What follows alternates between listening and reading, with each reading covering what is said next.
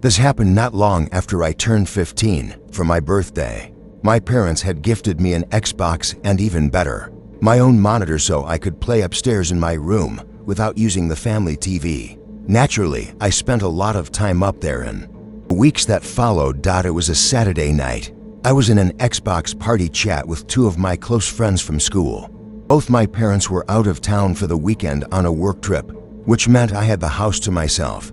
I had my headset volume turned up pretty loud, but in the middle of our conversation, I heard something, a thud coming from downstairs. Just single, muffled sound, the kind that makes your stomach flip when you're home alone. I paused the game, slid one ear cup off, and listened. Silence. For a few minutes, nothing happened. Told myself I imagined it. Maybe something fell over, but then it came again, another thud, louder this time. I told my friends what I'd heard. They laughed, of course joking that I was probably about to be murdered and should go check out. I laughed too, nervously, and agreed I'd look during the next break in our game. A few minutes later, pulled off the headset and headed toward the stairs. That's when I heard it. Whispering. Faint, but real. I froze halfway down the staircase, heart pounding, straining to listen. I crouched low and leaned to look into the living room. What I saw made my blood run cold. For fully grown men, dressed head to toe in black, were moving silently around the room. Didn't see me, but I saw them. I couldn't breathe. I couldn't think. All I knew was that I had to get back upstairs. I began slowly backing up the stairs, praying the steps wouldn't creak. They did. One loud crack echoed through the house. I ran. I threw myself into my room, slammed the door shut, and grabbed my headset. Told my friends, panicking now, to call the police and send them to my address right now. They started asking what was going on, but I didn't have time to explain. I dropped the headset, locked my door, and ran down the hall to the bathroom. I knew locking myself in my room would give away exactly where I was. So instead, I hid in the bathroom with the light off and the door just slightly cracked, just enough to see through. Boots. I heard multiple sets of footsteps stomping up the stairs. The floorboards groaned under their weight. They moved slowly, deliberately, until I reached my bedroom door. Then the banging started. Not knocking, not rattling the handle. Banging. Hard, repeated, and then came the yelling. Open the door. You better come out if you don't want things to get worse. We were trying to break it down. I stayed frozen in the dark, barely breathing. Then I started hearing footsteps in the hallway. One of them was walking toward the bathroom. I had no choice. I moved to the window, unlatched it, and began climbing out. Just as the bathroom door flew open behind me, I dove headfirst out of the second-story window. I landed hard on my shoulder and neck, pain shooting through my side. But I forced myself to look up. Someone was standing at the window, watching. And then I heard the backyard door slide open. 3 men ran out toward me. I tried to scramble to my feet, but I wasn't fast enough. Caught me. They grabbed me, arms, shirt, backpack, pulling me back toward the house. I was screaming, struggling, kicking. Then came the sound that saved my life. Sirens. They froze. All 3 of them. One of them looked up. Then, like a switch flipped, they dropped me, turned, and bolted. They scaled the backyard fence and disappeared into the night. Moments later, police officers flooded into the yard.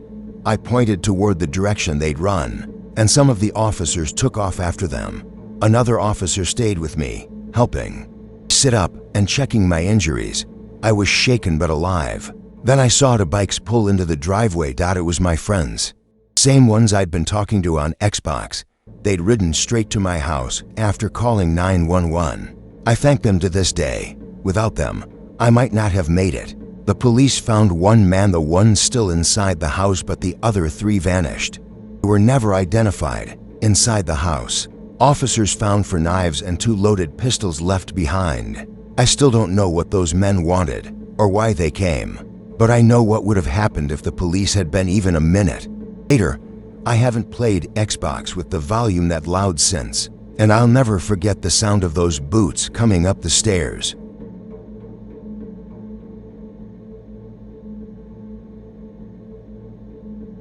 It was the middle of summer. I was 10 years old, and my younger brother was 7. That night, we'd been outside playing tag, hide and seek, and all the usual games with the other neighborhood kids. When the sun dipped below the horizon, we finally headed back home, sweaty and tired. Our parents had a routine once a week. They'd go out to a restaurant together. Most of the time, they'd let us know before they left. But if we were outside playing, they sometimes just let us stay and didn't bother tracking us down. We'd come home to an empty house and find a note. This was one of those nights when we walked in. The lights were off and no one was home. Sure enough, a note sat on the kitchen counter confirming what we already guessed: just a quick dinner out. Nothing unusual. We dropped our stuff and headed to the living room to watch TV. Something we always did to wind down before bed. Half an hour later, the sky outside had turned completely black. Then the doorbell rang. Followed immediately by knocking. I paused. At first, I assumed it was our parents. Maybe the garage remote wasn't working, or they forgot their key. But even at 10, I knew that wasn't like them. They never used the front door, ever. Still, it wasn't impossible. So I got up and walked toward the door.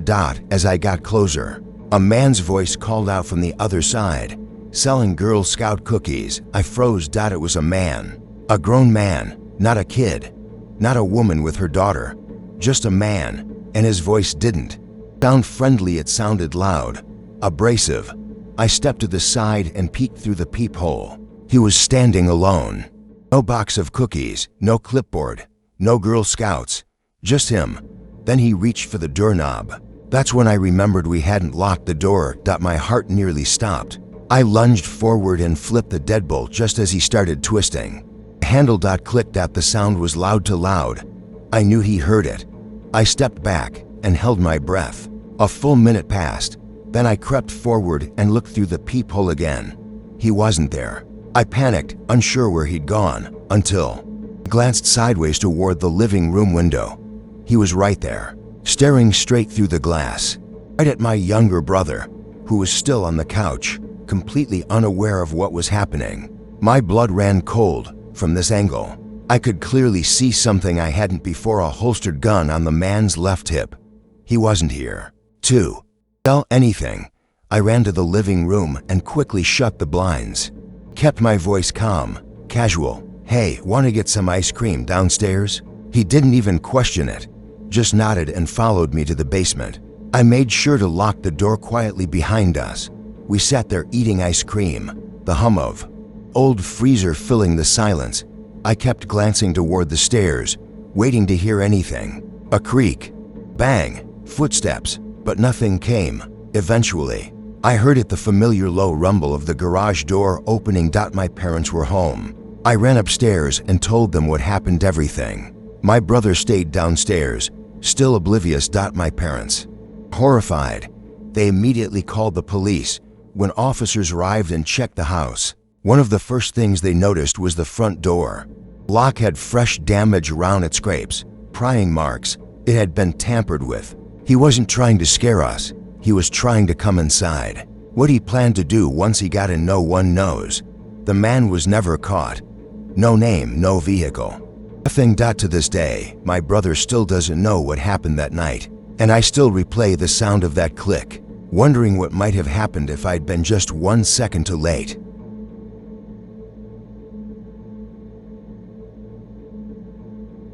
When I was a kid, I lived dead in the middle of nowhere. My family owned a farm, and we lived in an old farmhouse with a long dirt road leading up to it. I want to say I was around 16 at the time. This happened. It was close to midnight. That night, I was home alone, just me and Bear, our family dog. He was getting up there in age, calm, quiet, the kind of dog that could sleep through an entire movie without budging. I was curled up on the couch in the living room, watching something on TV. It was during one of the quieter scenes when Bear's ears suddenly snapped up. His head turned toward the front of the house, stiff and alert. I paused the movie and muted the sound. At first, I didn't hear anything, just silence, but Bear stayed perfectly still, staring in the same direction, focused on the front door like something was on the other side. Now, under normal circumstances, I would have assumed someone was there, but this wasn't normal. We lived in the middle of nowhere. No one ever showed up uninvited, not once. You had to go way out of your way just to get to our house. That's how isolated we were. I tried to brush it off. Probably just an animal, I told myself. I unmuted the TV. That's when Bear started growling. Oh, deep, quiet. In all the years I'd known him, I'd only heard him growl maybe 2 or 3 times. Wasn't something he did lightly. At that point, I knew I had to check it out. I got up, grabbed one of the many firearms we kept in the house, and slowly walked to the front door. I opened it. Nothing. I stepped outside and walked about 30 yards. Away from the porch, scanning the darkness, just a pitch black field. No movement, no noise. I turned to go back inside. That's when I saw him. Sitting on the edge of the front deck, almost curled up into a ball, was a man. Thin, scraggly, in a fetal position, like he was trying to hide himself in the shadows just beneath the steps. I froze. He didn't move. Didn't say anything. My mind was racing. I wasn't about to approach him. Instead, I slowly backed away, rounded the side of the house, and went in through the back door. Like a lot of rural homes, we didn't lock our doors. We never had to. As soon as I got inside, I ran back to the front door and slammed it shut. Then I locked it. Deadbolt. I went room to room, locking every door and window in the house. Then called the police. They didn't arrive for another 30 minutes. When they got there, they searched the entire property, flashlights cutting through the dark, walking the fields, circling the barn, but they found nothing. Part of me was relieved. Another part began to question if I'd imagined it. Even wondered if maybe the guy had just wandered off. Eventually, the police left. I went to bed. The next morning, I came downstairs to make breakfast. I grabbed a few things from the fridge and went to the drawer for a knife. One was missing. Just one. I stood there, staring at the empty slot in the wooden block. I knew it had been there the night before. The pit in my stomach came rushing back. I called the police again. This time, 2 officers arrived and began searching inside the house. I waited outside. A few minutes later, they came out escorting a man in handcuffs. Old, scrawny, barefoot. And in his hands, when they pulled him out from where he'd been hiding under the basement stairs, was the missing knife. Clutched tight. It was him. The man from the porch. The police believed that while I'd gone around the house to come in through the back, he'd taken that window of time to sneak in through the front door before I locked it. He never said a word, didn't explain what he was doing all the way out here in the middle of nowhere, didn't say what he wanted. But the fact that he took a knife and hid tells you everything you need to know. I still think about it sometimes. How close he was. How if he'd chosen to search the house that night, he would have found me sleeping.